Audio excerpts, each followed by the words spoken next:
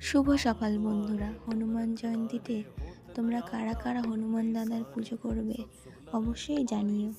আমি এখানে দেখো প্রথমে চামেলি তেল হনুমান দাদার গায়ে লাগিয়ে এরপর আমি হনুমান দাদার মেটে সিঁদুর গায়ে লাগিয়ে দিচ্ছি।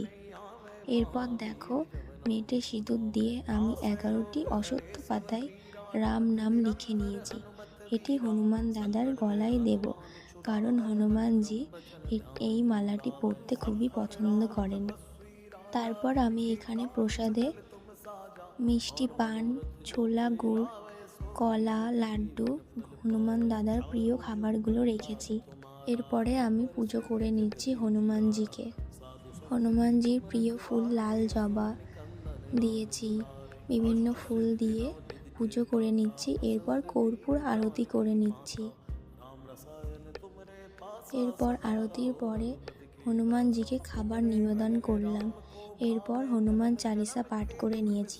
তারপর বাইরে বেরিয়ে এরা এসেছে, এদের কিছু খাবার দিয়ে দিলাম এবং প্রণাম করলাম।